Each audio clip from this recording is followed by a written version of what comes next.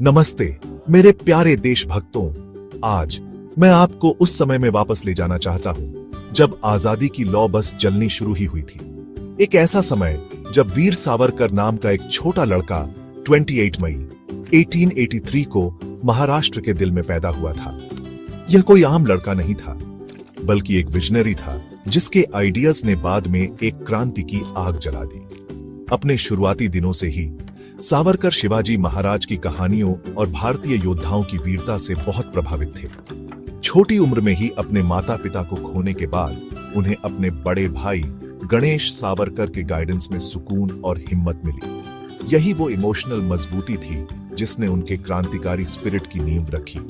एक टीनेजर के तौर पर सावरकर सिर्फ आजादी के सपने नहीं देख रहे थे, वो उसकी तरफ कदम बढ़ा रहे थे। उन्होंने मित्र मेला बनाया, एक सीक्रेट सोसाइटी जो ब्रिटिश राज को उखाड़ फेंकने के लिए कमिटेड थी। और यह सिर्फ दबी आवाज में विद्रोही आइडियाज फुसफुसाना नहीं था। नहीं, यह एक्शन, हिम्मत और पक्के इरादे के बारे में था। एक एविड रीडर और ब्रिलियंट स्टूडेंट होने के नाते सावरकर इतिहास और क्रांतियों की कहानियों से बहुत डीपली प्रभावित थे। उनका मानना था कि पिटिशंस और गुजारिशों से हमें कभी आजादी नहीं मिलेगी, बल्कि इसके लिए बलिदान, हिम्मत और एक अटूट स्पिरिट की जरूरत होगी, बिल्कुल वैसे ही जैसे उन हीरोज में थी जिनकी वो इज्जत करते थे। इन शुरुआती सालों में सावरकर की लाइफ में एक जबरदस्त आग और इंटेलेक्ट था।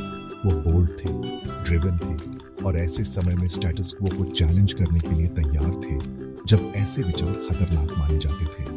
उनका विजन क्लियर था, भारत को आजाद होना ही था और वो इसके लिए लड़ने को तैयार थे। सावरकर का सफर तो बस शुरू ही हुआ था, लेकिन तब भी उनका पैशन साफ दिखता था।